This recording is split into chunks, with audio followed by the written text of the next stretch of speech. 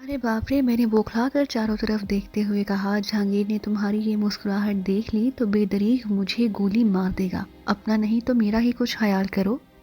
میں بیوی ہو کر ان سے ٹکر لیتی ہوں اور تم دوست ہو کر اتنا ڈرتے ہو؟ اس نے آگے بڑھتے ہوئے کہا، آؤ میرے کمرے میں چلو، وہیں بیٹھ کر باتیں ہوں گی۔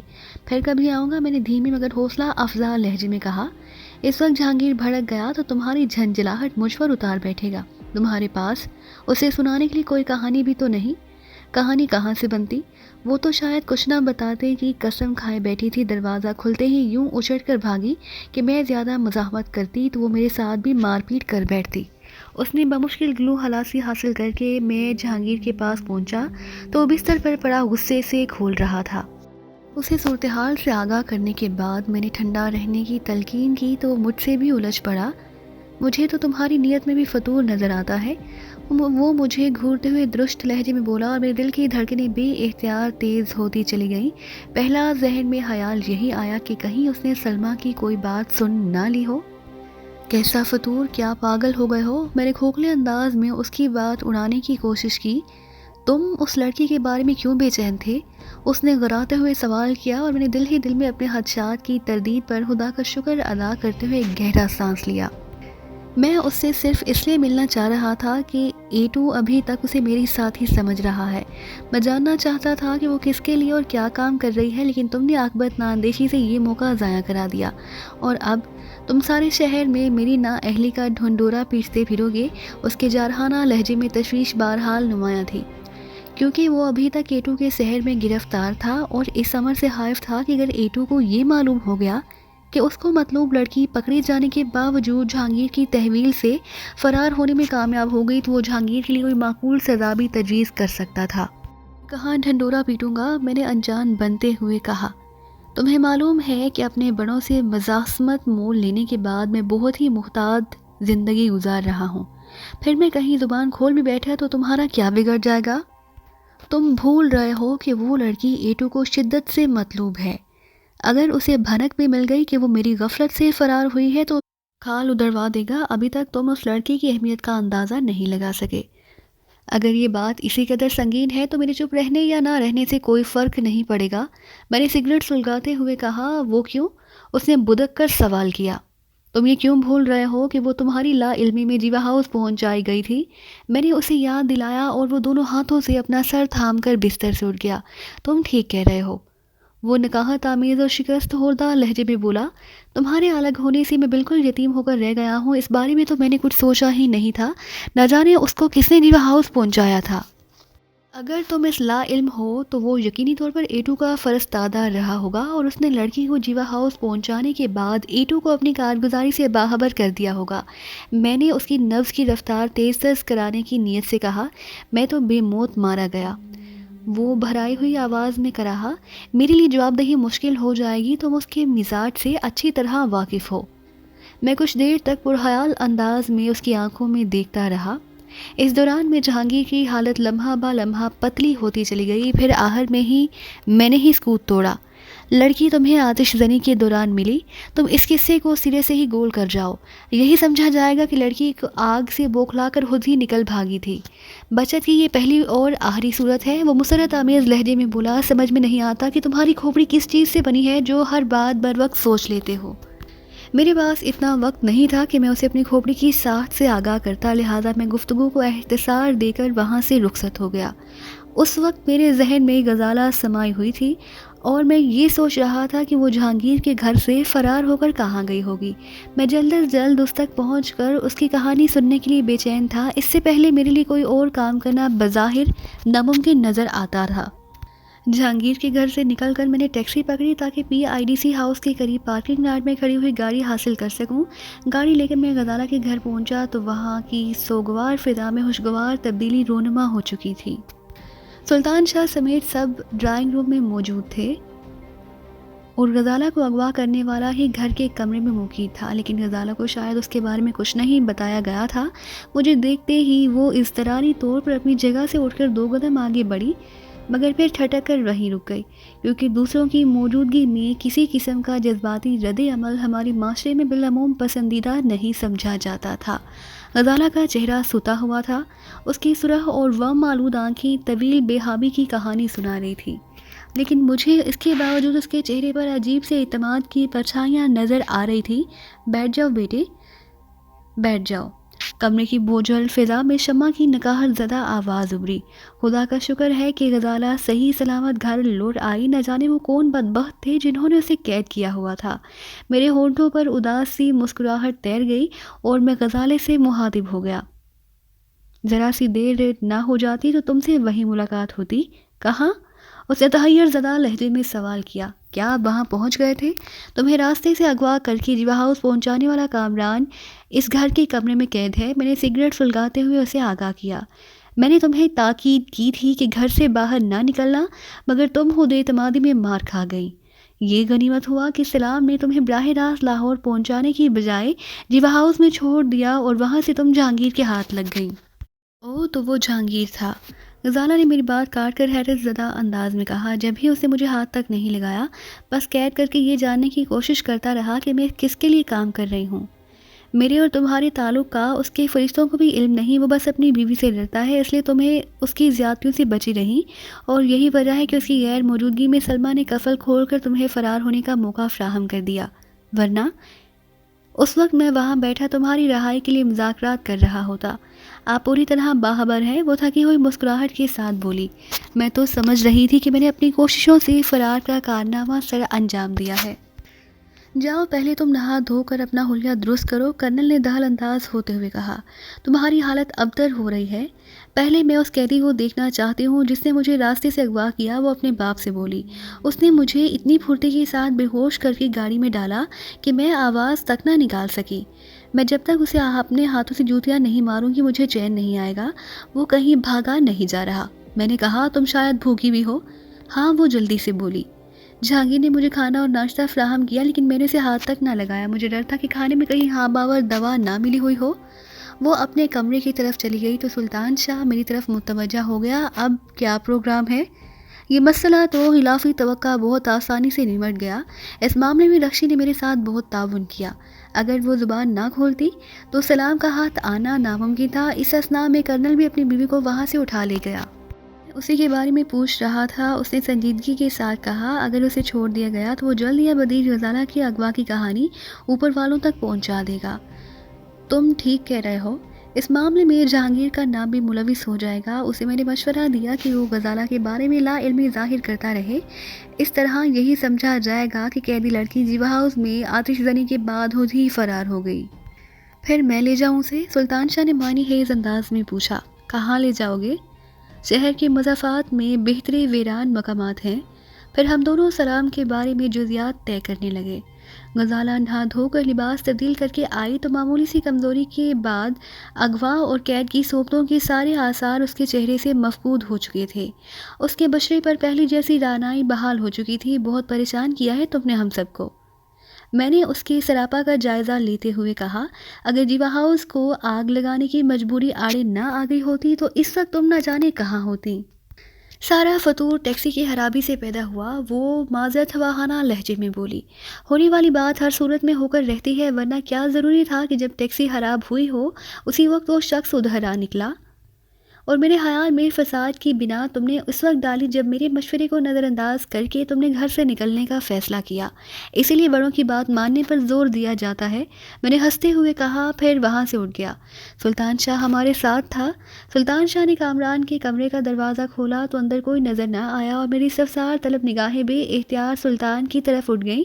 وہ شاید دروازے کی اوٹ میں پڑا ہوگا، اس نے سرگوشیانہ لہجے میں کہا۔ صبح میں نے دروازہ کھول کر ناشتہ دیا تو اس کی حالت بہت ابتر تھی، ہو سکتا ہے کہ بے ہوش ہی ہو گیا ہو۔ چلے آؤ، میں ابھی زندہ ہوں۔ اندر سے اس کی کانپتی ہوئی کمزور آواز ابھری اور ہم تینوں اندر داخل ہو گئے۔ وہ دروازے کے پیچھے گدے پر زخموں کی گٹھری کی صورت میں سکڑا سمٹا ہوا نظر آیا۔ اس پر نگاہ پڑتے ہی غزالہ پھریری لے کر رہ گئی۔ قیدی نے گردن اٹھا کر وم آلود نیلے پپوٹوں میں جھری پیدا کر کے ہماری طرف دیکھا اور غزالہ کو دیکھتے ہی اس کے ادھڑے ہوئے چہرے پر سکون کی ایک لہر دوڑ گئی۔ خدا کا شکر ہے کہ یہ مل گئی، وہ کراہتے ہوئے پھنسی پھنسی آواز میں بولا۔ شاید اب میری گلو خلاصی ہو جائے۔ ہم تمہاری گلو خلاصی ہی کرانے آئے ہیں، سلطان شاہ نے روانگی کے لیے کہا۔ وہ لڑکھڑاتے ہوئے سیدھا کھڑا ہو گیا۔ تم اسے چھوڑ کر آؤ، ہم تمہارے منتظر ہیں، میں نے سلطان شاہ سے کہا اور غزالہ کو لے کر وہاں سے نکل آیا۔ سلطان شاہ اسے کہاں لے جا رہا ہے؟ کمرے سے نکل کر آنے کے بعد غزالہ نے اشتباہ آمیز لہجے میں کہا۔ شہر میں کہیں بھی چھوڑ آئے گا، میں نے اسے ٹالنے کی نیت سے بے پروایانہ لہجے میں کہا۔ مجھے یقین نہیں آتا، وہ بولی۔ اب میں بھی اسے خوب سمجھنے لگی ہوں، اس کی آنکھوں میں اس وقت وحشیانہ چمک کود رہی ہے۔ میرا خیال ہے کہ آپ اسے ختم کرنے کا فیصلہ کر چکے ہیں۔ ایسا فیصلہ بھی کر چکے ہیں تو کیا فرق پڑتا ہے؟ یہ سب تمہاری سوچنے کی باتیں نہیں۔ اسے زندہ چھوڑنے میں کیا قباحت ہے؟ اسے شاید کوئی خالش ستا رہی تھی۔ قباحت صرف اتنی سی ہے کہ وہ یہ گھر دیکھ چکا ہے، لاہور سے آیا ہوا ایٹو کا خاص کارندہ ہے، آج زخمی اور قابل رحم نظر آ رہا ہے، کل ذرا سی جان پکڑے گا تو پوری کہانی اوپر والوں تک پہنچا دے گا۔ اگر آنے والی تمام دشواریوں سے نمٹنے کے لیے تیار ہو تو پھر اسے ابھی رہا کیے دیتے ہیں۔ زندگی بھر ہماری اس حماقت کو دوا دیتا رہے گا۔ یہ صرف میری وجہ سے مارا جائے گا، وہ اداس لہجے میں بولی۔ تمہاری وجہ سے نہیں بلکہ اپنی جسارت کی بنا پر مارا جائے گا۔ اس کی نشاندہی رکشی نے کی تھی، کیونکہ قاسم کی موت کے بعد اس کا منصب رکشی کو دے دیا گیا۔ اسی نے مجھے بتایا کہ یہ شخص قتل اور اغوا کے معاملات میں پیشہ ورانہ مہارت رکھتا ہے۔ تمہارا قصہ الگ بھی کر دیا جائے تو اس کا پچھلا کھاتہ اس قدر ذہیم ہوگا کہ موت اس کی سب سے کم سزا ثابت ہوگی۔ وہ خاموش ہو گئی اور ہم دونوں نشست گاہ میں آ بیٹھے۔ لاہور میں آپ کیا کر آئے؟ طویل سکوت کے بعد اسی نے زبان کھولی۔ سب کام ادھورا ہی رہ گیا ہوگا۔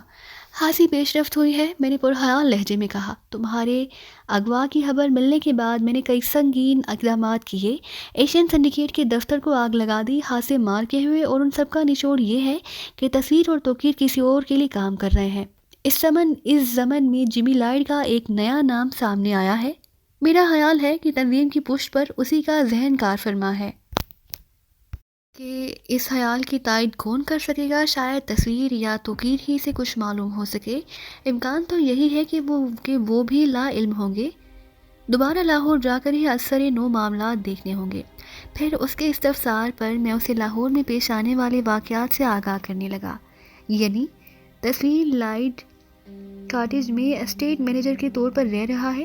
میری کہانی سننے کے بعد اس نے تحیر زدہ لہجے میں کہا، اور توقیر کی ملک میں موجودگی سے انکار کر رہا ہے۔ آخر اس طرح وہ کیا مقصد حاصل کرنا چاہ رہا ہے؟ وہ لوگ اس وقت میرا سراغ کھو چکے ہیں، وہ برادرانہ محبت جتا کر کسی نہ کسی طرح مجھے اپنے جال میں پھانسنا چاہتے ہیں، کیونکہ میری وجہ سے کاروبار کے ساتھ ہی تنظیم کا ڈھانچہ بھی متاثر ہونے لگا ہے۔ اس طرح تو تصویر پر ہاتھ ڈالنا محال ہی نظر آ رہا ہے۔ محال ضرور ہے لیکن ناممکن نہیں۔ میں نے اندازہ لگایا ہے کہ وہ لائٹ کاٹیج میں بھی دوہری زندگی گزار رہا ہے۔ بظاہر جمی لائٹ کا اسٹیٹ مینیجر بن کر عملے میں گھلا ملا ہوا ہے، لیکن در پردہ بوس بن کر ان پر سوار ہے۔ وہاں کے ملازمین شاید یہی سمجھتے ہوں گے کہ اپنے اسٹیٹ مینیجر سمیت وہ سب باس کو جواب دہ ہیں۔ میں ایسے حالات میں ان میں سے کسی کو توڑ کر اپنے ساتھ ملانا زیادہ مشکل ثابت نہیں ہوگا، لیکن مسئلہ یہ ہے کہ وہاں رسائی کیسے حاصل کی جائے۔ اس بار مجھے بھی ساتھ لے جائیں گے؟ اس نے پرامید لہجے میں سوال کیا۔ ہرگز نہیں، میں نے سختی کے ساتھ کہا۔ ایک بار لے گیا تھا تو اس کے نتائج آج تک بھگتنا پڑ رہے ہیں۔ دوبارہ ایسی غلطی کی کوئی ارادہ نہیں۔ انہیں تمہاری لاہور میں موجودگی کی بھنک بھی مل گئی تو اپنے سارے وسائل ہمارے خلاف مرکوز کر کے کہیں نہ کہیں ہمیں ضرور گھیر لیں گے۔ بہتر یہی ہے کہ ان کی توجہ لاہور کے ساتھ کراچی میں بھی بٹی رہے۔ جہانگیر کو میرے اور آپ کے تعلق کا علم ہو گیا ہے؟ نہیں۔ تمہارے نکل جانے کے بعد سوال ہی پیدا نہیں ہوتا۔ ہاں، تم سے اس کے گھر میں ملاقات ہو جاتی تو مجھے اس کو بھی اعتماد میں لینا پڑ جاتا۔ ابھی تک وہ میرے ساتھ خاصا تعاون کر رہا ہے۔ اور رکشی؟ اس نے دبے لہجے میں سوال کیا۔ میرے لیے اس کا وہ سوال غیر متوقع نہیں تھا۔ وہ لاکھ روشن خیال اور تعلیم یافتہ صحیح، لیکن بنیادی طور پر ایک عورت ہی تھی، اور میرے ساتھ اپنی وابستگی کی بنا پر ہرگز اس بات کو نظر انداز نہیں کر سکتی کہ کوئی دوسری عورت مجھ سے ضرورت سے زیادہ قریب ہو سکے۔